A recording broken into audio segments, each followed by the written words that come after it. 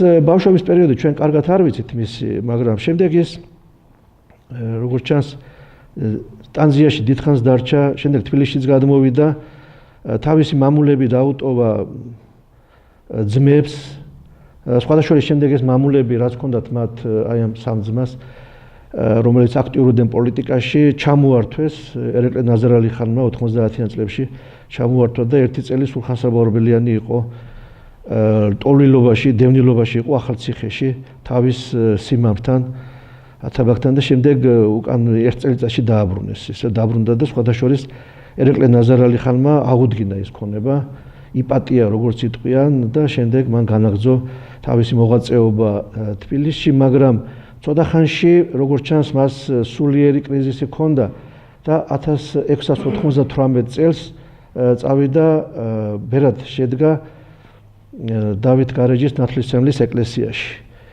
აქ 5 წელიწადი იყო, 5 წელიწადი არ არის ცოტა ისეთი აქტიური ადამიანისთვის, როგორიც გახდა სულხანი, მაგრამ იქაც მუშაობდა, როგორც ჩანს, ფილოლოგიურ სამუშაო ჰქონდა და ყველაზე მნიშვნელოვანი ალბათ რაც იქიდან გამოიტანა, ეს იყო სახელი საბა, რომელიც მთელი ცხოვრება შერჩა და დღემდე აი ესე ძვირფასია ჩვენთვის სულხან-საბა. ამის გარეშე ჩვენ ვეღარ წარმოვიდგენია სულხან ორბელიანს არ ვამბობთ და ვამბობთ ძვირფას სახელს სულხან-საბა ორბელიანი, რომელიც დავით გარეჯიდან წამოიღო სულხანმა.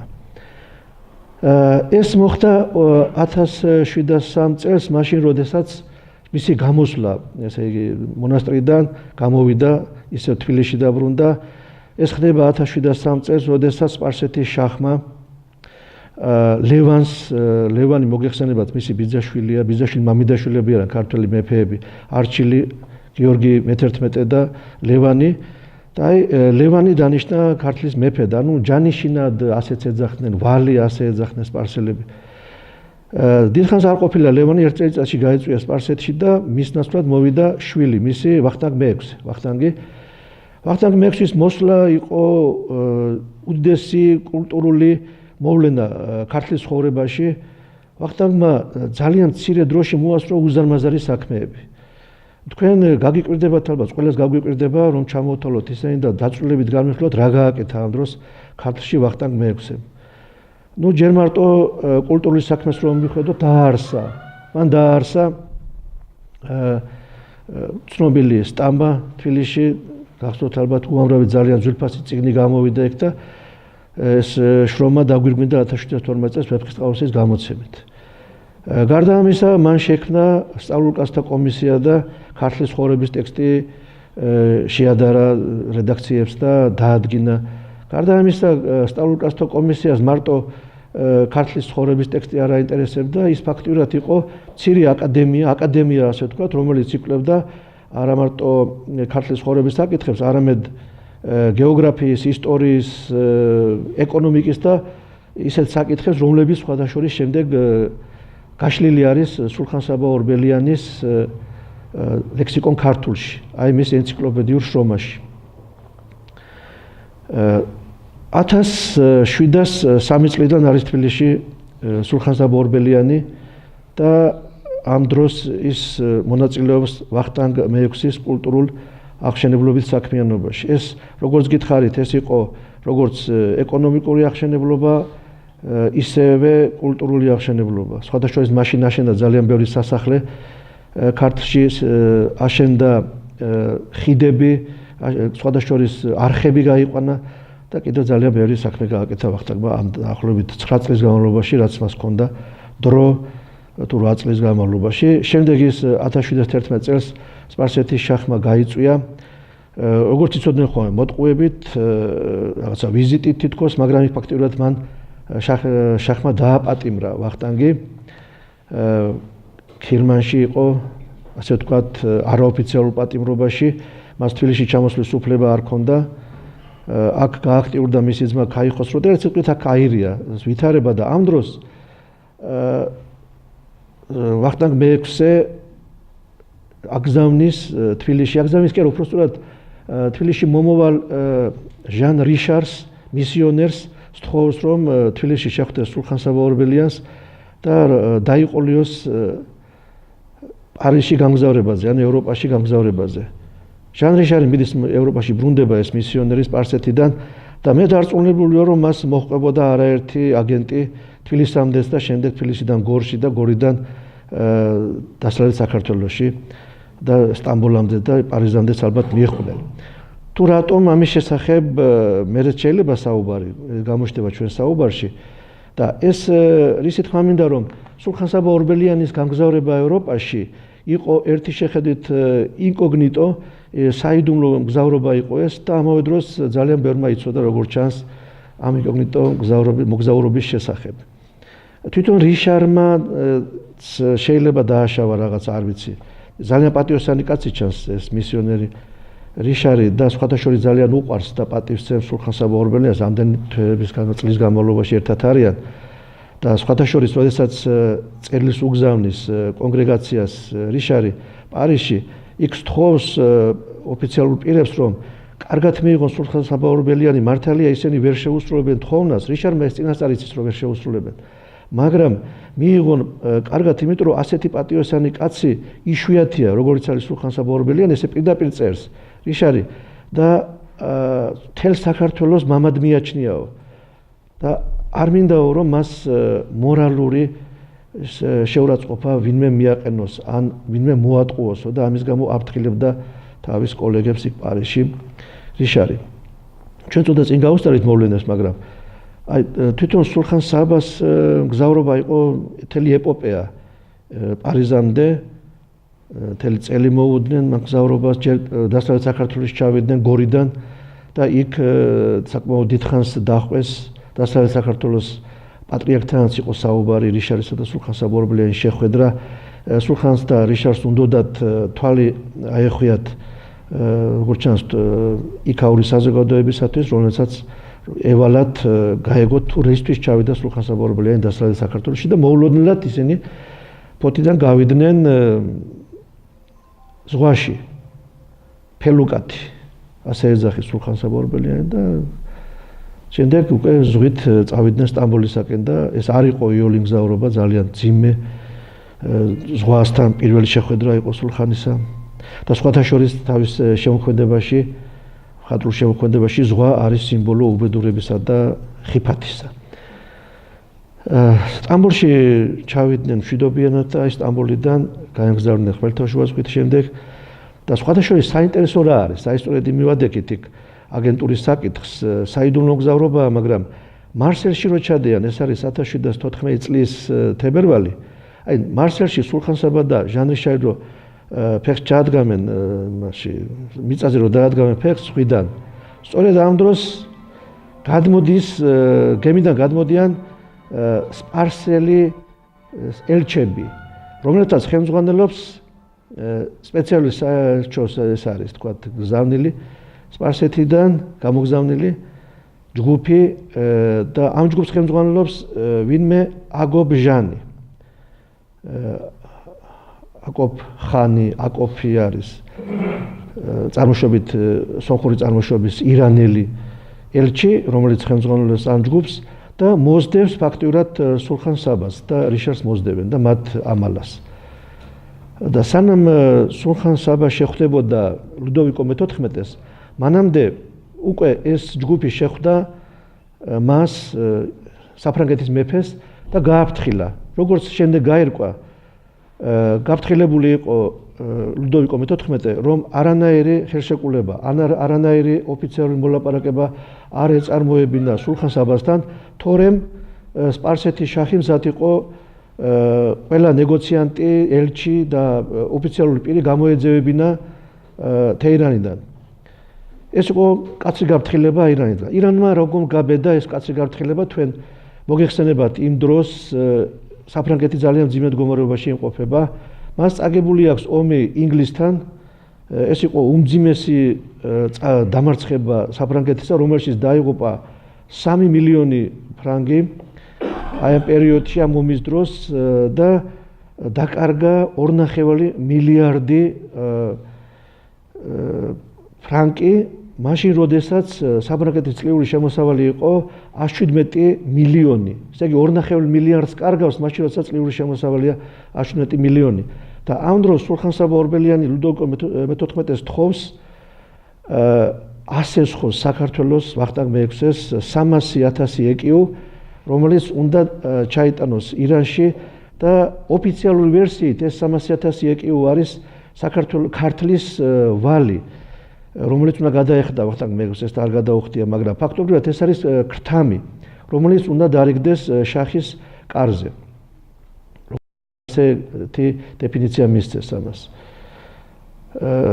რა თქმა უნდა, ძალიან კარგად მიიღო ლუდოვიკო მე-14-მ სულხან-საბა ორბელიანი, საერთოდ ეს კაცი იყო ძალიან თავაზიანი და ისეთი როგორიც მას უწოდებენ ახალგაზრდობაში მზეც იყო და მთელი იმპერიაც ის იყო და ყველაფერი ის იყო საფრანგეთში, მაგრამ იმ დროს უკვე აღარაფერი იყო, სხვათა შორის ძალიან მძიმე მდგომარეობაში იყო მისი ჯანმრთელობა, სხვათა შორის რომ შემოსულა ასეთი საინტერესო რაღაც არის და სულხან-საბა ორბელიანი რომ შევიდა კაბინეტში, შემდეგ შემოსულა ლუდოვიკო მე-14 და გამოსულა უпроსტურად.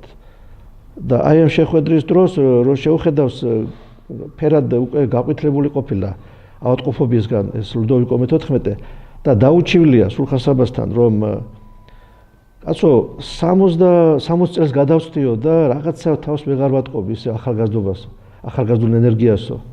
და სულხან-საბამ უთხრა, თქვენ 62 წლის ასაკშიც ისე კარგად ატარებთ იმასო, ამ ასაკს ისე კარგად ატარებთ, გრაციოზულად ატარებთო, რომ ყველა ისურვებდა თქვენს ასაკში ყოფნასო. და ლუდოვიკოს ისე მოსწონებია ეს, რომ მე თავის კარისკაცებს უთხრა, რომ დიდებული რაღაც მითხრა აი ამ ქართველმა სტუმარმაო და დაიმახსოვრეთ ესო და სხვათა შორის მე უყვარდა რუსეთის იმპერატორს ალექსანდრე მეურეს აი ამ სიტყვების გამეორება. ეს ისე სხვათა შორის სულხან-საბა რა თქმა უნდა იქ არ დაბნეულა, ძალიან ღირსეულად ეჭირა თავი და აი ამ მოლაპარაკებებზე ორჯერ შეხვდა, ეს იყო ორდღიანი მოლაპარაკება 1714 წლის აპრილია დასაწყისი. სიტყვით ყველაფერს პირდება, რა თქმა უნდა ლუდოვიკო მე-14, მაგრამ საქმით არაფერი გაკეთებულა. იქ კიდევ შეჩერდა ცოტა ხანს და შემდეგ წამოვიდა სამხრეთით იტალიისაკენ და რათა შეხვედროდა კლემენტე მე-11-ს რომის პაპს. რომის პაპს შეხვდა რამდენიმე თვის შემდეგ, ეს იყო ივლისი 1714 წლისა. განსაკუთრებული პატივით მიიღო რომის პაპმა სულხან-საბა ორბელიანი თვითონ მოგზაურობაში წერს სხვათა შორის სულხანი, რომ ძალიან დიდი პატივით მიმიღო და ასეთი რაღაც მითხრაო. თქვენთვის და ვახტანგ მეექვსისთვის ამ კეთილმორწმუნე მეფისთვის რომ თხოვოთ სისხლსაც კი დაუღრიდიო, ჩემს საკუთარ სისხლსო. სისხლის დაღვრაზე რა მოგახსენოთ, მაგრამ ქართული პოლიტიკური თქვათ რეალისტვის მათ არაფერი გაუთვალისწინებია და არაფერი გაუკეთებია. გარდა იმისა, რომ გამოატანა 5 თავისი მისიონერი, რომლებსაც უნდა ეკადაგა დასავლეთ საქართველოში კათოლიციზმი. ერთ სიტყვით სულხან-საბა ორბელიანის ევროპული ვოიაჟი იყო წარუმატებელი. სხვა შედეგი არც იყო მოსალოდნელი, იმიტომ რომ საქართველოს საკითხი მაშინ ევროპაში არ განიხილებოდა. საქართველოს საკითხი არც მაშინ განიხილებოდა, სხვათა შორის როდესაც რუსუდანის წერდა წერილებს ჯერ კიდევ თამარის შემდეგ რომის პაპს და არანაირი პასუხი არ იყო. არც შემდეგ პერიოდში და ერთ სიტყვით საუკუნეების განმავლობაში ქართველობა ცდილობდა ევროპასთან კავშირს, მაგრამ ევროპა ყოველთვის წაუყრუებდა ხოლმე, სიტყვით იყო ძალიან თავაზიანი, მაგრამ საქმით ყოველთვის უკან იხევდა. ეს გასაგებიც არის, რა თქმა უნდა, იმიტომ რომ ევროპას არ უნდა აეტკიებინა აუტკივარი თავი და სპარსეთთან გაემწვევებინა ურთიერთობა, იმიტომ რომ სპარსეთთან ურთიერთობა ევროპას აძლევდა ძალიან დიდ სარგებელს, როგორც ეკონომიკურ, ისე პოლიტიკურს. სულხან-საბა თავის მოგზაურობა ევროპაში ამ შესანიშნავ წიგნში წერს იმის შესახებ, თუ როგორ დაბრუნდა საქართველოში. ეს იყო კიდევ უფრო მძიმე, ვიდრე სვლა ევროპისაკენ. წელიწადზე მეტი მოუნდა, მაგალითად წელიწადი რამდენიმე თვე გაჩერდა სტამბოლში და შემდეგ როცა სტამბოლიდან ბრუნდებოდა, აქ რამდენჯერმე გაძარცვეს, ფიზიკურადაც გაუსწორდნენ და სხვათა შორის ვინც გაძარცვა, ესენი იყვნენ იქაური ქართველები და გულის ტკივილით ამბობს ამაზე სულხან-საბა, რომ ქართველებმა გამძარცვეს, რომ სულ ბოლოს, როდესაც მოვიდა ყოფიდან, ხობულეთამდე ჩამოვიდა და ქობლეთ და მე სხვადასხვა ქობლეთში უთხრეს რომ არ ჩასულიყო თბილისში, მით უმეტეს ცხეთაში, იმიტომ რომ იქ ძალიან ბევრი გაღიზიანებული ყოფილი მეგობარი ელოდა. მაგრამ სულხან-საბა ორბელიანმა უკან არ დაიხია და მაინც ჩავიდა პირველად ცხეთაში, ჩავიდა შემდეგ თბილისში. მაგრამ როგორც შეპირდნენ, მართლა ძალიან მძიმე დახვედრა ჰქონდა მას ცხეთაში, სვეტიცხოვლის ეზოში, თქვენ იცით როგორ ათრიეს წვერით და ძალიან სამარცხვინო რამ მოხდა იქ. და ყველაზე მეტად საწყენი ის იყო, რომ სულხან-საბა ორბელიანი არ მიიღო ვახტანგ მეექვსემ. ვახტანგ მეექვსეს თვითონაც უჭირდა, მაგრამ უფრო მეტად იმიტომ არ მიიღო, რომ ვახტანგი აჰყვა ხმებს, ცილისწამებლებს და დაიჯერა ის ჭორები, რომლებიც მოუტანეს სულხან-საბას შესახებ. რომ სულხან-საბა მას ღალატობდა, რომ სულხან-საბას არაფერი გაუკეთებია ვახტანგის გადარჩენისთვის და ასე შემდეგ. და ფაქტიურად ეს თქვენ იცით როგორი ურთიერთობა ჰქონდათ ვახტანგს და სულხან-საბას, ეს იყო მათი ნათესაური და კოლეგიალური ურთიერთობა წლების განმავლობაში. ბევრჯერ გაწირა თავის სულხან-საბამ ვახტანგის გულისთვის, თავისი ბიძაშვილის შვილისთვის, ესე ფაქტიურად სულხან-საბას ხელში აღიზარდა ვახტანგ მეექვსე, ეს დიდებული მეფე და აი ამ გონიერმა და ძალიან ჭკვიანმა მეფემაც დაიჯერა ის ჭორები, რაც სულხანზე ვრცელდებოდა. თუმცა შემდეგ მათ აღადგინეს ურთიერთობა, დაიბრუნეს თავიანთი ძველი ურთიერთობა და ამას მოჰყვა ძალიან ბევრი კარგი კულტურული საქმე და ამის შესახებ მერე ვისაუბრებთ. დიდი პატივით მიიღეს სულხან-საბა ორბელიანი ევროპაში, როგორც პარიზში, ისე რომში და სხვა ქალაქებშიც. დავალებული ჰქონდათ პრეფექტებსა და ქალაქის თავებს, დუკებსა და მეთაურებს ამ მისიების, რომ განსაკუთრებული პატივით მიეღოთ ის და ამას სხვადასხვა არ მალავს სულხან-საბა ორბელიანი თავის წიგნში მოგზაურობა ევროპაში ძალიან კარგად აღწერს ამ ყველაფერს. და რატომ ღებულობდნენ ასე დიდი თაყვანისცემითა და პატივისცემით, არ არის გასაკვირი, იმიტომ რომ სულხან-საბა ორბელიანი ევროპაში ჩავიდა როგორც კათოლიკე ბერი, როგორც კათოლიკე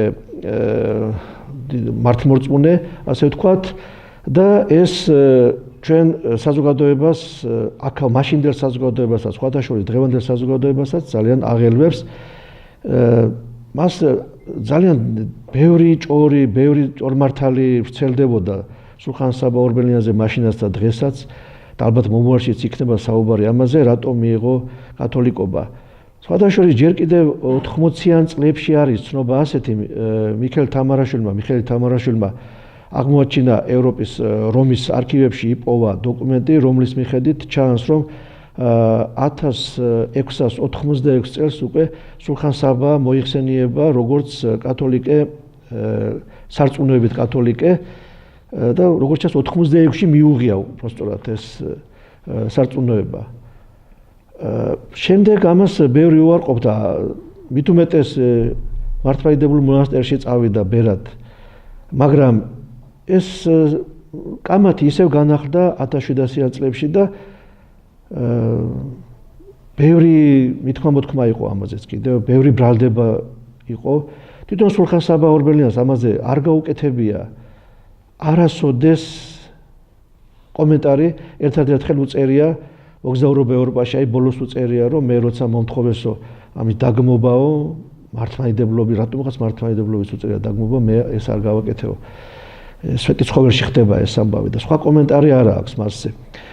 კორნელი კეკლიძე ფიქრობს, რომ ეს უნდა მომხდარიყო ესე იგი, ევროპაში გამგზავრებამდე 1714 წელს უნდა მომხდარიყო, იმიტომ რომ 1713 წელს, რადგან სამოთხის კარი რომ გამოვიდა სამოთხის კარის კრებული, აი იქ ისეთი ექსერტები ნახა მოძებნა კორნელი კეკლიძემ, რომელიც უკვე აჩვენებს სულხან-საბას კათოლიკურ წმენას, ანუ მრწამს. ახლა კი შევიდა, მართლაც იყო კათოლიკური ეკლესიის გახლავთ აღსარებელი სულხან-საბა ორბელიანი, მაგრამ შევიდა ისეთ ორდენში, რომელიც იყო ყველაზე ახლოს მართლმადიდებლურ ეკლესიასთან, მართლმადიდებლობასთან, ეს იყო ბასილიანელთა ორდენი. ბასილიანელი მღვდელი რომ გენახათ თურმე როგორც ყვებიან, როგორც ამობენ, ზუსტად ისეთივე გარეგნობა ქონდა, როგორც მართლმადიდებელ მღვდელს, ან ბერს. იმიტომ რომ ანაფორაც იგივე იყო, წვერის ტარების უფლება ქონდათ და ერთ-ერთი განსხვავებაო, რაც იყო, როგორც სპეციალისტები ამობენ, ეს არის ფილოკვე, რომელიც უნდა აღიაროს ყველა კათოლიკემ, ანუ ძისაგანცა რა, ესე იგი წმინდა სული გამომდინარეობს ძისაგანცა. და ფილოკვე აღიარა, რა თქმა უნდა, სულხან-საბა ორბელიანმა და მიიღო, ესე იგი შევიდა ბასილიანთა ორდენში, რომელიც კიდევ ერთხელ ვიმეორებ, იყო ძალიან ახლოს მართლმადიდებლობასთან და სხვათა შორის ბასილიანთა ორდენი რატომ გაააქტიურეს რომის რომის პაპმა, იმიტომ გაააქტიურა ბასილიანთა ორდენი აღმოსავლეთში, რომ მართლმადიდებლობასთან ეწარმოებინა შემრიგებლური პოლიტიკა, ასე ვთქვათ, დაახლოების პოლიტიკა. ამიტომ ხელს უწყობდნენ ბასილიანთა ორდენს, რომ გადმოეწიათ რაც შეიძლება აღმოსავლეთით და ისინი საქართველოშიც არიან. ერთი სიტყვით სულხან-საბა ორბელიანმა კი მიიღო ეს, მაგრამ რისთვის მიიღო? აქ ერთმნიშვნელოვანი პასუხი არსებობს. მიიღო იმისათვის, რომ უნდოდა საქართველოს გადარჩენა. ეხლა ჩვენ ისტორიას ვერ ავღადგენთ, როგორი იყო მაშინდელი მდგომარეობა, აი ჩვენ წარმოდგენითაც ვერ წარმოვიდგენთ, იმიტომ რომ ძალიან ძიმე ვითარება და ამ სიმძიმეს ჩვენ ვერ განვიცდით. სულხან-საბა ორბელიანი ამას განიცდიდა. ხდებოდა ისეთი რამ, რომ აი პარადოქსები ხდება, კაცო. დაუკვირდით, ირანი და თურქეთი ხელის გულზე ატარებენ კათოლიკ მისიონერებს და ამ დროს ქართველ ბერებს ხოცავენ და შლეტან და ეკლესიების ყურავენ და ერთ სიტყვით მართლმადიდებლობას ამოძირკვავენ თავიანთ ტერიტორიებზე და თავიანთ ტერიტორია არის საქართველო, ასე თვლიანა რა. კათოლიკეები ირანში ფეხმოკიდებული არიან, თურქეთში ფეხმოკიდებული არიან და სხვათა შორის ხელშეწყობათ აქვთ ხელშეწყობა დიდი ხანია საუკუნეების განმავლობაში და საპირისპიროდ რუსეთისა და საბერძნეთის საპირწონედ და საპირისპიროდ ძალიან წვავედ და აძლიერებენ თავიანთ პოლიტიკას მართლმადიდებლობის წინააღმდეგ ერთ სიტყვით და ეს პოლიტიკა ყველაზე მეტად საქართველოს აზარალებდა. ქართულ გენოფონდს თუნდაც და ქართულ ეკლესიას, ქართულ კულტურას, საერთოდ საქართველოს.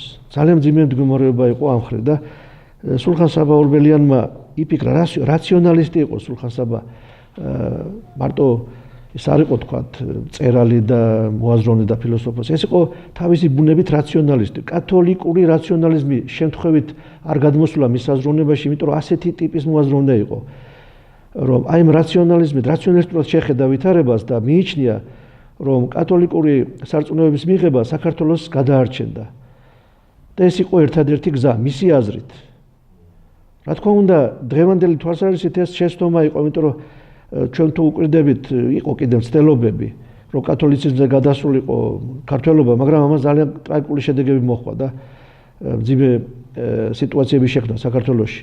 მაგრამ ეს იყო კეთილშობილური გადაწყვეტილება მისი და არანაირი სხვა საფენელი მას არ უძღოდა. და სხვათა შორის შეიძლება კარგიც იყო და კარგიც მოიტანა ქართული აზროვნებისათვის, რაღაც განსხვავებული შემოიტანა ქართულ აზროვნებაში, ქართულ კულტურაში ისეთი, რაც მანამდე არ ყოფილა ჩვენთან. ისევე როგორც მაგალითად დავით გურამიშვილს ძალიან მის შემოქმედებას ძალიან მოუხვდა, უხეშად რომ ვთქვათ, დასავლეთ უკრაინულ, რუსულ, პოლონური ურთიერთობები.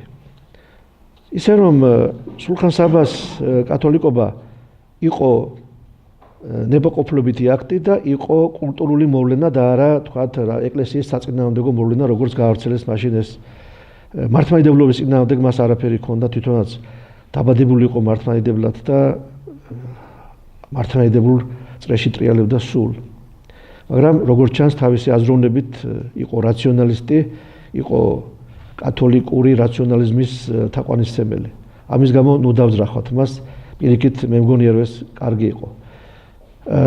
ახლა ჩვენ ბიოგრაფია თითქმის დავასრულეთ მის, იმიტომ რომ 1716 წლის შემდეგ რაც ბრუნდება საქართველოში, მას თითქმის მის ცხოვრებაში არაფერი მნიშვნელოვანი არ ხდება ისეთი ფაქტი, მაგრამ ხდება ის, რომ თავის ნაწარმოებებს ასრულებს, თავის შრომებს ასრულებს, თქვათ, გადაწერს თავისივე ხელით თავის თხზულებებს, ეს თხზულებები არის სიბნეს სიცრუისა, მოგზაურობა ევროპაში, ქილილა და დამანა, ეს უზარმაზარი შრომა, ეპოქალური შრომა, რომელიც ვახტანგ მეექვსესთან ერთად გასწია. გარდა ამისა, ეს არის ცხეთური ბიბლია, უზარმაზარი შრომა აქაც გაწეული. და ძალიან ბევრი შრომა გაწია, ინტელექტუალური შრომა და ამ დროს კიდევ ერთხელ აირია საქართველოში ვითარება, იესეს ჩააბარეს ვახტანგის ძმას ქართლი და იესე საპროფესორად გადაეკიდა ვახტანგს და ვახტანგი იძულებული იყო საქართველოს დაეტოვებინა. თავის 700 კაციანი ამალით წავიდა რუსეთში. წავიდა რუსეთში იმისათვის, იარაღი ეშოვა და შური ეძია თავის ძმაზე და სპარსელებზე. რა თქმა უნდა, სულხან-საბას გაჰყვა ვახტანგს, უკვე შერიგებული იყო. ისინი გადავიდნენ რაჭის გზით მამისონზე და სხვადასხვა მათი თანამგზავრი იყო გაბრიელ გელოვანი, რომელსაც ჩანაწერებში აღწერილი აქვს, როგორი ძიმე გადასასვლელი იყო მამისონის უღელტეხილი და ერთგან ამბობს, რომ იმ ხელა სიმაღლეზე გავიარეთო, რომ დაბლა კაცი ჩავარდნილიყო, ვერც ორბი და ვერც არწივი, გინდა ჩასულიყო, იქ ვეღარ ამოაღწევდა ზებოთო, ორბი და არწივი, იმ ხელა სიმაღლეზე გავიარეთო, მაგრამ ღვთის შეწევნით გადავრჩითო. შემდეგ ისინი ასტრახანში მიდიან და ასტრახანიდან უკვე მდინარე ვოლგის ავლით ზოგი პეტერბურგში, ზოგი მოსკოვში მიამგზავრება. ვახტანგი დარჩა ცოტა ხანს სამხრეთში და სულხანი გაუშვა, როგორც ელჩად გაუშვა იქაც, მაგრამ ვერ ქონდა წარმატებული მოლაპარაკება. შემდეგ ავად შეიქმნა და ძალიან მალე 1725 წლის 26 იანვარს გარდაიცვალა თავისი ბიძაშვილის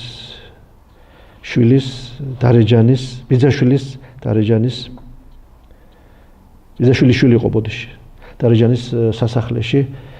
დაკრძალეს სოფელ სესვიატყვეში, ყველა წმინდა ერქვა ქართულად და ის, რა თქმა უნდა, უკვე მოსკოვის ცენტრში აღმოჩნდა მალევე ეს სოფელი და ის სულხან-საბას საფლავიც და გულის ტკივილით უნდა მოგახსენოთ, რომ 1990-იანი წლების შემდეგ მე აღარაფერი გამიგია სულხან-საბას საფლავის შესახებ, თუმცა მანამდე 90-იან წლებამდე იყო სპეციალური სამთავრობო დელეგაცია იყო მივლენილი, იქ მუშაობდნენ არქეოლოგებიც და მათ მოხსენებებში იყო ნახსენები, რა თქმა უნდა, სულხან-საბა ორბელიანის საფლავიც, რომელიც განსაზღვრული იყო მისი ადგილიც, მდებარეობა, ყველაფერი და იმის მერე გავიდა, აგერ 26-27 წელი გავიდა და ჩვენ არაფერი ვიცით. ზოგიერთი იმასაც ამტკიცებს, რომ იქ რაღაც ახალშენებლობა დაიწყო და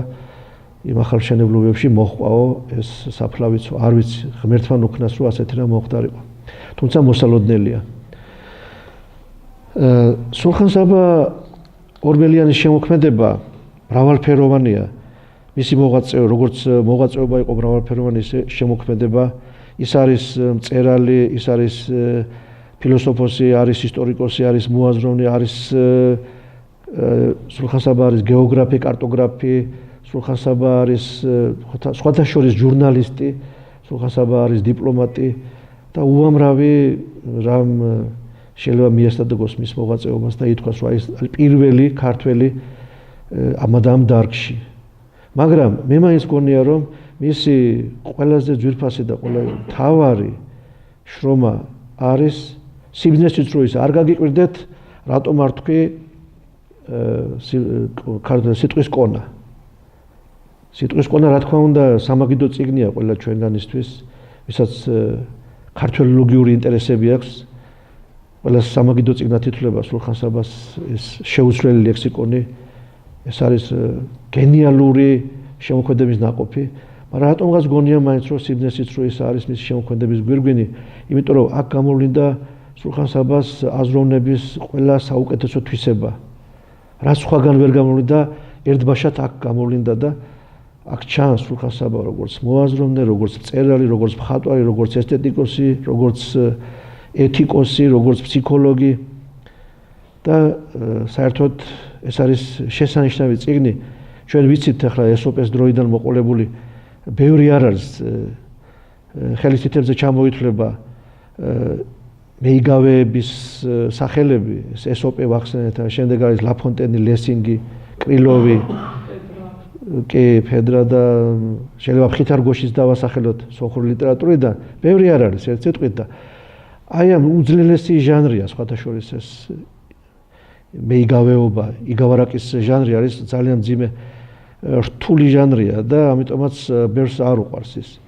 მაგრამ სხვათა შორის ვინც შებედა ყველამ ძალიან კარგი შედეგები მიიღეს და ერთ-ერთი საუკეთესო მე ასე მგონია და მრავალფეროვანი არის მიკერძოებული ვიქნები ამ შემთხვევაში პაპატიეთ სულხან-საბა ორბელიანის სიბრძნე სიცრუისა. ერთ-ერთი საუკეთესო, თუ საუკეთესო არა. ყოველ შემთხვევაში ამ პერიოდში მე ესოპეზე, ლაფონტენზე, ლესინგზე უფრო დიდი ინტერესით სიბრძნე სიცრუისას ვკითხულობ. და ძალიან მიკერძოებული ვარ, უნდა მაპატიოთ ეს. თქვენც ალბათ მიკერძოებული იქნებით. სიბრძნე სიცრუისა, რა თქმა უნდა დავიწყოთ მასზე მსჯელობა სათაურის გააზრებით. ეს არის მთელი ეპოპეა. წყლის ნაყვა, ღია კარის მტრევა და ყველაფერი ის აბერაცია, რაც შეიძლება მოხდეს ქართულ ფილოლოგიაში მე-19, მე-20, 21 საუკუნის განმავლობაში. არადა ეს არის მარტივი რაღაც, ილია ჭავჭავაძე თქვა გენიალურად. ეს ნიშნავს იმას, რომ სიცრუეში, ანუ იგავარაკში, რომელიც არ არის მართალი, არის ჩადებული სიბრძნე და წაიკითხეთ. ეს არის ძალიან მარტივი და სწორი განმარტება, იმიტომ რომ მომდინარეობს განმანათლებლური კონცეფციიდან.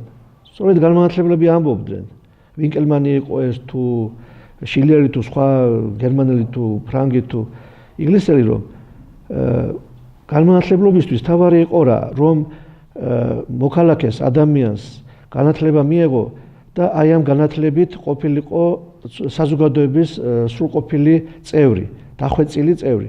და ეს უნდა მოხდარიყო განათლების მეშვეობით და განათლება როგორ უნდა შესრულიყო საზოგადოებაში, ისე როგორც ბავშვს ვაწვდით რაღაც წამალს და ბავშვი წარეს არ ღებულობს, ღებულობს ტკბილს. და ამიტომ თაფლში უნდა შეურიო წამალი, რომ კარგად მიიღოს და აი ეს თაფლი არის ეს არაკი, იგავი, რომელიც საინტერესოა ხან ცხოველებზეა, ხან ადამიანებზე, ხან ფრინველებზე რაღაცა, მაგრამ საინტერესოა. და ისე აძლევენ მორალისტურ შეგონებებს, კონცეპტებს, ადამიანებს, განმანათლებლები და ესე საზოგადოება თანათან მორალურად იხვეწება და სრულყოფილი ხდება. ასე სწამდათ განმანათლებლებს ყოველ შემთხვევაში. და სწორია ილია ჭავჭავაძის ახსნა, რომ სიბრძნე სიცრუისა სათაური, რომელიც მე-19 საუკუნეში, მე-18-ის ბოლოს, მე-19-ში მიეცა უბრალოდ მე ასე მახსოვს, იმიტომ რომ სულხან-საბას არ წარუწერია სათაურად სიბრძნე სიცრუისა, მაგრამ მისი იდეა იყო, რომ ესე მოხდარიყო. მე-19 საუკუნეში ბევრ ხელნაწერს აქვს ეს. და საინტერესო ის არის, რომ მე გაართულეს ძალიან და ზოგი ამბობს, რომ სიბრძნე სიცრუისა უნდა იყოს წიგნი სიბრძნისა და სიცრუისა, უნდა იყოს სიბრძნე დეფისი სიცრუისა, ანუ სიბრძნეც არის და სიცრუეც არის აქ, ანუ აქ არის ისეთი წიგნი, რომელშიც ფილოსოფიურად არის დასაბუთებული სიცრუის არასუბსტანციურობა და სიბრძნის სუბსტანციურობა დასაბუთებული, ერთ სიტყვით ძალიან გართულებულია და მე არ მოგიყვებით აი ამ დეფინიციების შესახებ, რომელიც მთელი საუკუნე ნახევრის განმავლობაში მიმდინარეობდა აი ამ სათაურის გარშემო. მე მაინც გონია, რომ ილია ჭავჭავაძის განმარტება არის ზუსტი. განა იმიტომ, რომ ილია მართალია და ილია მართალი ყოველთვის მართალია. უბრალოდ ილიამ აიღო განმანათლებლების კონცეფციიდან და იქიდან განმარტა ეს და ზუსტია. მე ახლა მინდოდა მესაუბრა ჟანრზე, მაგრამ შეიძლება დროც არ გვაქვს იმდენი, მაგრამ მაინც უნდა ითქვას, რომ სულხან-საბა ორბელიანს ჟანრული სრულყოფილებით აქვს წარმოდგენილი იგავარაკები თავის წიგნში და თუ ჩვენ დავაკვირდებით, აქ არის ძალიან საინტერესო სურათი. ჩვენ შეხვდება აქ იგავი ანეკდოტიც, იგავი პაროდიაც, იგავი ხუმრობაც, იგავი ზღაპარიც, იგავი გამოცანაც. აი მაგალითად მდგელი თხა და თივა, ცნობილი გამოცანაა რა, სახელმძღვანელობაში ხდება. ეს არის იგავი გამოცანა. სპარსი და ინდო არის იგავი ზღაპარი, ზღაპრად არის მოყოლილი. თიული და კაკლის ხე, მახსოვთ ალბათ, ესაც სასაცილო ამბავია, ეს არის ხუმრობა. იგავი პაროდია, ღმერთობელი მეფე და მისი ვაზირი. უგუნური მცუარი არის ჩვეულებრივი ანეკდოტი, რომლის გარსი ძალიან ბევრი მოგვისმენია. ერთ სიტყვით, მრავალფეროვნება ახასიათებს ჟანრობრივი და ესაც იმას ადასტურებს, რომ სულხან-საბა ორბელიანი არა მარტო ეძებდა სიუჟეტებს, არამედ მუშაობდა მათ ჟანრობრივ მრავალფეროვნებაზეც. და შედეგად მივიღეთ ის, რომ ეს არის ურთულესი ჟანრის თვალსაზრისით და კომპოზიციის თვალსაზრისით. კომპოზიციურად დავაკვირდეთ, არის რა, ერთი ქარგა არის ძალიან ტრადიციული, ჩვეულებრივი, რომლის გავსი ბევრი გვინახავს, ფინეს მეფის კარზე ხდება მოქმედება. ფინეს მეფე არის როსტევანივით მაღალი უხვი დაბალი ერთ სიტყვით და შვილი არ აყავს, შემდეგ ეყოლება შვილი და შვილის აღზრდას დაავალებს ლეონს. იქვე არის საჭურისი რუქა, არის ვეზირი მისი სედრაკი, კეთილი ვეზირი და ერთ სიტყვით ვაზირი და ერთ სიტყვით აი ამ ხუთ პერსონაჟს შორის მიმდინარეობს კამათი და ეს არის ქარგა. საბოლოოდ ფინეზე ამთავრებს. აი ამ ქარგას, ამ ამბავს ჩემი ისმინეთ და იკპარეთ ესოდენი გაკიცხვა ერთმანეთისა და ამით დაასრულეთ საუბნარი თქვენი. ანუ გაკიცხვა ერთმანეთს, ანუ კამათი, ანუ პოლემიკა, სიტყვიერი ომი, დუალისტური თქვათ ბრძოლა სიკეთესა და ბოროტებას შორის, სიბრძნესა და სიცრუეს შორის, სიყვარულსა და სიძულის შორის, ერთგულებასა და ღალატს შორის, გონიერებასა და უგუნურებას შორის, გულუხობასა და სიძულწეს შორის, თავდაბლობასა და აპარტავნებას შორის, ტირილსა და სიცილს შორის, შურსა და უშურველობას შორის და ასე შემდეგ რა. ეს ნაწარმოები თავისი სულისკვეთებით მართლაც აი ეს დუალისტურია თუ დააკვირდებით, სადაც არის მტკიცება იმისა, რომ სამყაროში მხოლოდ სიკეთე არსებობს და ადამიანები მხოლოდ სიკეთით გადაუხდიან თავიანთ მოყვას სიკეთეს, იქვე ჩნდება ანტინომია, არა სიკეთეს მოსდევს ბოროტება, სიკეთეს ყოველთვის ბოროტებით გადაუხდიან. სიკეთის წილ ბოროტება. და შემდეგ ისევ იწყება ამის საწინააღმდეგო მტკიცება და ასე შემდეგ. აი ამ დუალისტურ კვეთებაში, ასე ვთქვათ, ვაპატიეთ ცოტა არალიტერატურული, არაფილოლოგიური სიტყვა გამოვიყენე. ამ დუალისტურ ჭიდილში ჩანს სულხან-საბა ორბელიანის აზროვნების სპეციფიკა. ეს არის დიალექტიკურობა, დიალექტური აზროვნება აქვს, დიალექტიკური აზროვნება აქვს სულხან-საბამ ვაპატიეთ დიალექტი ვახსენე. დიალექტიკურია მისი აზროვნება და რას ნიშნავს ეს დიალექტიკურობა? ეს იმას ნიშნავს, რომ მისი აზროვნება არის სინთეზური, მისი ყოველი იგავარაკი არის რაღაცა ისეთის მომცემი, რომელიც პირდაპირ კი არ გვაძლევს დოქტრინის სახით რაღაც იდეას, არამედ ამ იდეაზე ჩვენს გონებას ამუშავებს, აიძულებს გონებას, რომ იმუშავებს. ამაზე და მუდმივად აი ამ მუშაობის რეჟიმში არის ჩვენი გონება, როცა მის იგავარაკებს კითხულობთ. ყოველ იგავარაკს მოსდევს რაღაცა ანტინომიური თეზა, მერე ანტითეზა, შემდეგ კიდევ თეზა, ანტითეზა და შემდეგ აი ამ შეიძლება მრავალი თეზისა და ანტითეზის კიდევ საბოლოო ჯამში უარყოფა და კიდევ რაღაც ახლის წარმოდგენა. დიალექტიკურია მისი აზროვნება, ოღონდ ეს არ არის, რა თქმა უნდა, კლასიკური დიალექტიკური ფორმულირება აი ამ და განსაზღვრება მისი აზროვნების სტილისა, როგორც ახასიათებს მაგალითად თქვათ პლატონს სოკრატული დიალექტიკა არ არის, ეს უფრო თუმცა ირონია არც ამას აკლია, არც სულხან-საბა ორბელიანის წიგნს აკლია, მაგრამ ეს უფრო ფილოსოფიური, უფრო ლოგიკური დიალექტიზმის, დიალექტიკურობის ნიშანია. კარგი, ჩვენ ვახსენეთ პერსონაჟებზე იმდენს აღარ შევჩერდებით და სტილზე უნდა ითქვას. აი ამ წიგნის სტილი, იგავარაკების სტილი არის სხვათა შორის აი ყველაზე მარტივად რო ითქვას, ეს არის იუმორი ხალხური აქცენტებით. და რატომ? იმიტომ რომ ჯერ ერთი იგავარაკია და იქ იუმორის გარეშე იგავარაკი არც არსებობს და მეორეც ხალხური აქცენტით რატომ? იმიტომ რომ სულხან-საბა ორბელიანი იწყებს პროზაში ახალი პროზის შექმნას. ჩვენ ვიცით ძველი ქართული პროზა თქვა უნდა ეს არის ჰიმნო ბოდიში ვაპატიეთ აგიოგრაფია, ეს არის ვისრამიანი, მიუხედავად ისა რომ ეს თარგმნილია ეს არის ამირანდარეჯანიანი და ეს არის ძველი ქართული პროზა თავისი ბრწყინვალებით, თელი თავისი ბრწყინვალებით, მაგრამ რუსუდანიანიც შეიძლება აქ ჩავთოთ და ყარამანიანი და ასე შემდეგ. მაგრამ სულხან-საბა იწყებს სხვა გზას ადგას. ის აკეთებს იმას, რაც შემდეგ ილია ჭავჭავაძემ გააკეთა. აკეთებს იმას, რაც თქვათ დაიწყო საფრანგეთში და იწყებს იმას, რაც საფრანგეთში დაიწყო იმ დროს ზუსტად. რაც შემდეგ რუსეთში მოხდა ცოტა მოგვიანებით. რაც მოხდა სხვა თქვათ გერმანიაში და ყველა ლიტერატურაში არა გახალხურების გზით ახალი სალიტერატურო ენის შექმნა და სამი სტილის თეორიის დამარცხება, ასე თქვათ, უკუგდება. რა თქმა უნდა, სულხან-საბა ორბელიანი სამი სტილის თეორიას ვერ უკუაგდებდა და არც იყო ისე ჯერ კიდევ საქართველოში მაშინ ფეხმოკიდებული, მაგრამ მიდრეკილება იყო ამისკენ, რა თქმა უნდა. მაგრამ შეეძლო მას შეექმნა ახალი პროზის სტილი, ახალი პროზა და ეს დააყრდნო თავისი უდიდესი ნიჭისა და ერუდიციის წყალობით, თავისი უდიდესი ინტუიციის წყალობით მან მოახერხა ეს, რომ ხალხურ კილოზე დააყრდნო ეს სტილი, თხრობის სტილი.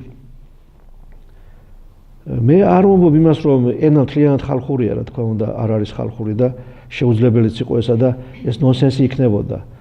მაგრამ აშკარად ეთყობა აი ეს რაღაცა მის სტილს ლაღი სტილია, უბრალოება აკლია, ხანდახან უბრალოებასთან ერთად არის სხვადასხვა ესეთი მაღალფარდოვანიც არა, მაგრამ საბოლოო ჯამში მაინც ეს არის ნათელი სტილი.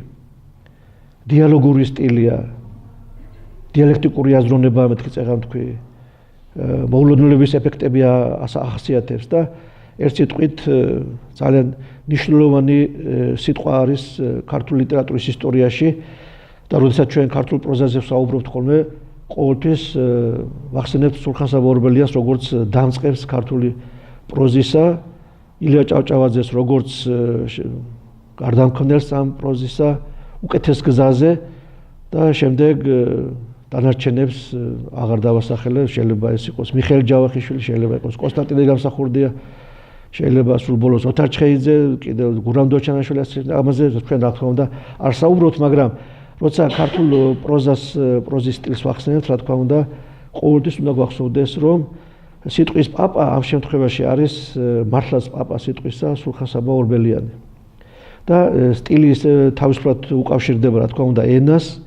ეს ენა არის მართლაც გამორჩეული, ტევადი, ძალიან შინაარსიანი და სულხან-საბა ორბელიანი ქართულ ენაში თავს გრძნობს როგორც საკუთარ სახლში. მე ყოველთვის მახსენდება ხოლმე, როდესაც ენის საკითხზე ვსჯელობ, ყოველთვის მახსენდება გერმანელი ფილოსოფოსის მარტინ ჰაიდეგერის ძალიან კარგი ნათქვამი, რომ ენა არის სახლი ყოფიერებისაო, სახლი ჩვენი ყოფიერებისა.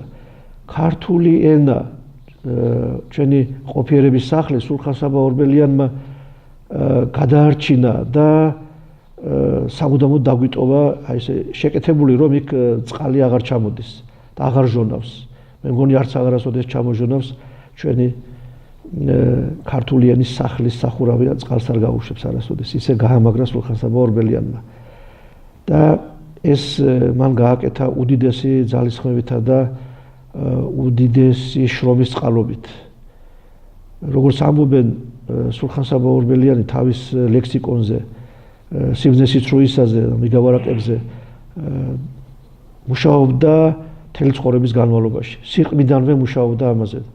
ჯერ კიდევ მის ბიძაშვილმა ვახტანგ მე-11, ბოდიში გიორგი მე-11 უთხრა, ვახტანგის შვილი იყო ეს არა და შაχνავაზის ამიტომ გამახსენდა ალბათ.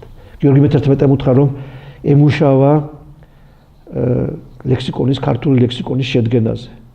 ქართული ლექსიკონი იყო მართლაც ქართული ლექსიკონის შედგენა, ეს იყო ღვთის საჩუქარი ალბათ ქართული კულტურისათვის.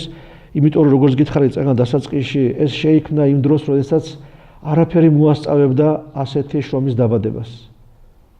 ლექსიკონი ქართული, სიტყვის კონა.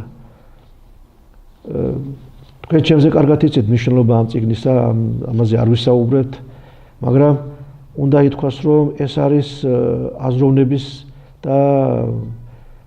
აზროვნებისა და ფილოლოგიური, ენათმეცნიერული, ფილოსოფიური, ფსიქოლოგიური და ასე შემდეგ ენციკლოპედიური მუშაობის შედეგია ესა და შედევრია.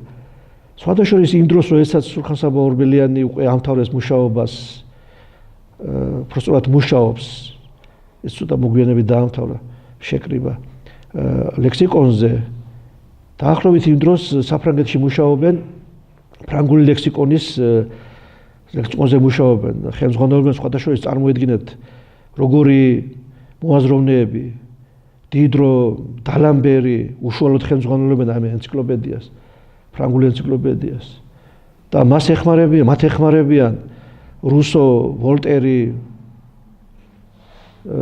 და ჰოლბახი და ჰელვეციუსი და რა ვიცი მთელი ნაღები მაშინდელი ფილოსოფიური ელიტის ეხმარებიან და 50 კაცი მუშაობს მათ გარდა კიდევ ამ ენციკლოპედიაზე. რა თქმა უნდა, ეხლა მოცულობით ის დიდია ძალიან და 10 ჯერ უფრო დიდია, 20 ჯერ, მაგრამ როგორც სპეციალისტები ამბობენ და მე ისეთი სპეციალისტებისგან გამიგია, რომელსაც დაეჯერება, რომ ხარისხით სულხან-საბა ორბელიანის ლექსიკონი არათუ ჩამოუვარდება ტრაფარეტულად ვიტყოდი, არამედ ზოგიერთ ასპექტში აჭარბებს კიდევაც ფრანგულ ლექსიკონს და ეს არც არის გასაკვირი, იმიტომ რომ 50 კაცი მუშაობდა ფრანგულ ლექსიკონზე, ხოლო 1 კაცი მუშაობდა ქართულ ლექსიკონზე და ბუნებრივია ერთი კაცის შრომა უფრო მთლიანი და საინტერესო და სისტემური გამოდის, ვიდრე 50 კაცის მიერ შედგენილი. და აი ეს ლექსიკონი ქართული არის უპირველეს ყოვლისა აღსანიშნავია ის, რომ ენციკლოპედისტური შრომაა. ენციკლოპედისტური იდეებია გატარებული აქ და რაღაცა პარალელიზმის რეჟიმში მუშაობს, თითქოს სულხან-საბა საფრანგეთში იწყება აყვავება, დაწყებულია აყვავება ენციკლოპედიზმისა და ამ დროს სულხან-საბა ორბელიანი საქართველოში იწყებს ენციკლოპედიზმის იდეებით მუშაობას და გავრცელებას ამ იდეებისა.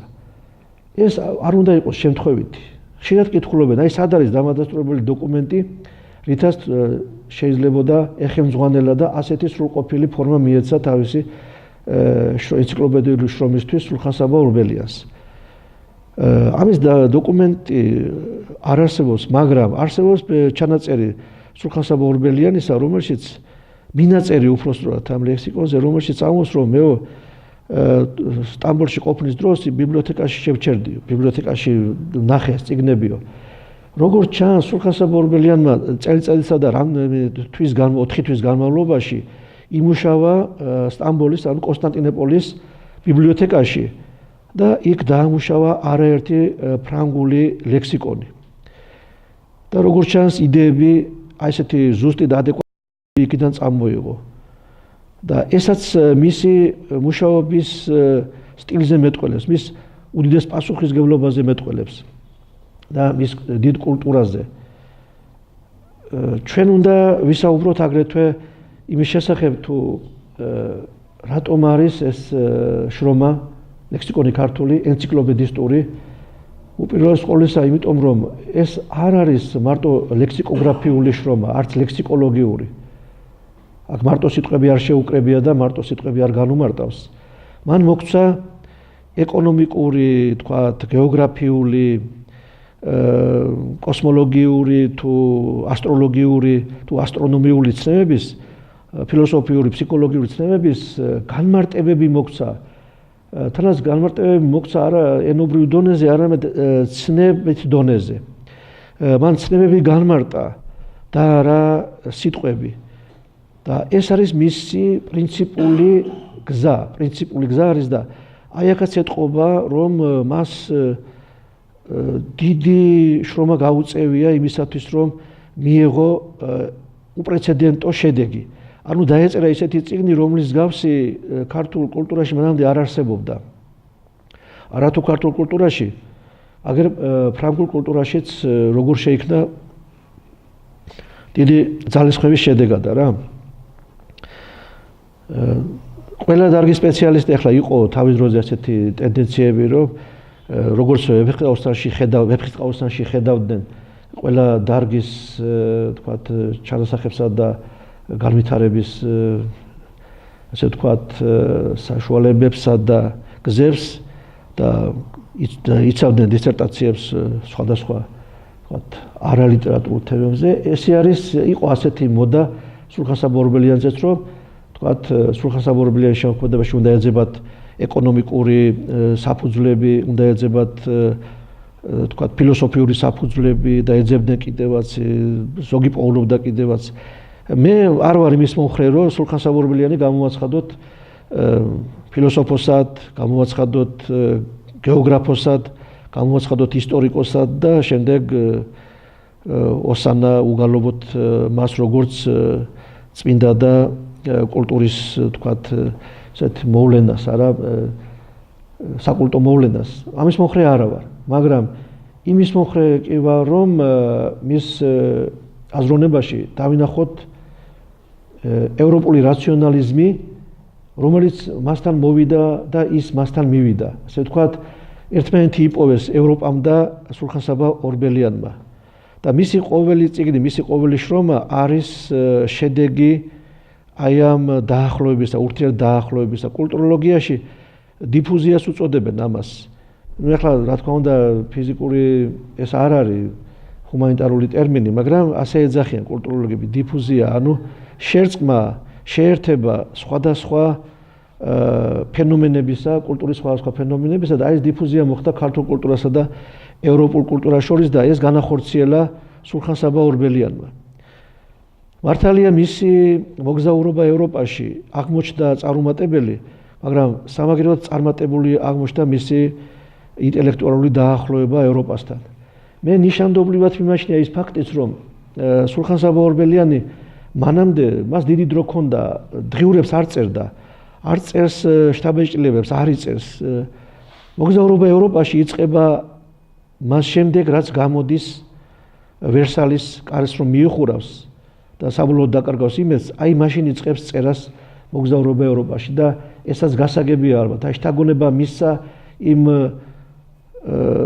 იმედგაცრუებამ, რაც მას მოელოდა შემდეგში. ინტუიციით ის მიხვდა, რომ ევროპა არაფერს გააკეთებდა საქართველოსთვის და თუ რამე შეიძლებოდა გაკეთებულიყო ევროპიდან საქართველოსთვის, ეს იყო რაციონალისტური აზროვნების გადმოტანა, ენციკლოპედისტური აზროვნების გადმოტანა ქართულ კულტურაში და ეს მან გააკეთა უმაღლეს დონეზე. ეს მან გააკეთა შეგნებულად, ეს მან გააკეთა თავისი უდიდესი პასუხისგებლობით, რომელიც მას ჰქონდა ქართველობის წინაშე, სამშობლოს წინაშე. მას აქვს ასეთი სიტყვები ნათქვამი რომის ერთ-ერთ რომის პაპთან რომ პაპიდან გამოვიდა შემდეგ ხვდებოდა სხვადასხვა დიდებულებს და ერთ-ერთ ქალაქში უთქვამს მას რომ ღმერთმა ქნას ჩემს შემდეგ საქართველოში სიკეთე ყოფილიყოსო. აქ რას ამბობს, აქ რატომ ამბობს ამ სიტყვებს? იმიტომ ამბობს რომ სულხან-საბა სულ მიდამტრიალებდა ისეთ წრეებში, ისეთ პოსტებზე იყო და ისეთ ასე ვთქვათ, მე რას დავარქმევდი ამას, ავანსცენა, პოლიტიკური ავანსცენა თუ კულტურული ავანსცენა, სადაც საქართველოს ბედი წყდებოდა, სადაც საბედისწერო მოვლენები ხდებოდა და რაღაცა ეს მარგინალური ზღვრული სიტუაციები იყო ყოველთვის მის გარშემო. მე აღარ ჩამოვთვლი იმას რა ძიმე განსასწრებლები გაიარა, რა ჯოჯოხეთის კალები გაიარა მან მთელი ცხოვრების განმავლობაში და აი ამას გზნობდა ყოველთვის და ის ამიტომაც ამბობდა რომ ჩემ შემდეგ იყოსო სიკეთე მშვიდობა საქართველოსიო, ჩემ შემდეგ იყოს საქართველო ბედნიერიო და არ ვიცი როდის აუსრულდება ეს სულხან-საბა ორბელიანს ეს სურვილი, ეს ოცნება თუ რაღაცნაირი დალოცვა არ ვიცი, მაგრამ ის კი ვიცით რომ სულხან-საბა ორბელიანი თავისი ცხოვრებით, თავისი მოღვაწეობით არის მარადი აწმყო. მარადი აწმყო ჩვენ რითაც დავიწყეთ, მე მინდა იმით დავასრულო. რატომ მარადი აწმყო? იმიტომ რომ სულხან-საბა ორბელიანი არის თავის ცხოვრების და შემოქმედებით მარადიული ტექსტი, რომლის წაკითხვა ყოველთვის შეიძლება თანამედროვეობაშიც, მომავალშიც და მუდამ ის იქნება ისეთი, როგორიც იყო დასაწყისიდანვე, იქნება ყოველთვის ესეთი თავანკარა, როგორიც არის დღესაც და იქნება ისეთი მაგალითი, როგორიც მან მოგცა თავისი მოწამეობრივი ცხოვრებით. ჩვენ ისტორიას ვერ შევცვლით, მაგრამ ისტორიამ შეიძლება შეგვცვალოს. ეს სიტყვები ფრანგ ისტორიკოს მარკ ბლოკს ეკუთვნის და თუ დაუკვირდებით სწორედ ჩვენზეა ნათქვამი, იმიტომ რომ რთული ისტორია გვაქვს, საქართველოს რთული პოლიტიკური და კულტურული ისტორია ქონდა, ყოველთვის მძიმე ვითარებებიდან გვიწევდა თავდახსნა და დღესაც ასეა, მაგრამ სულხან-საბა ორბელიანის მაგალითმა თუნდაც და კიდევ ბევრი ქართველი მოღვაწის მაგალითმა უნდა გვასწავლოს და ჩვენთვის ეს უნდა იყოს ღია ტექსტი, უნდა იყოს ყოველთვის ჩვენ წინაშე ეს ტექსტი, რომ წავიკითხოთ და ვეცადოთ არა ისტორიის შეცვლას და არა ისტორიის გადაკეთებას, არამედ ვეცადოთ იმას, რომ ისტორიამ ჩვენ შეგვცვალოს. და ერთ-ერთი ფიგურა, ერთ-ერთი ფენომენი აი ამ საიმედო თეზისა, ამ საიმედო თქვათ გამონათქვამისა და საიმედო დარიგებისა არის სულხან-საბა ორბელიანი. გმადლობთ ყურადღებისათვის.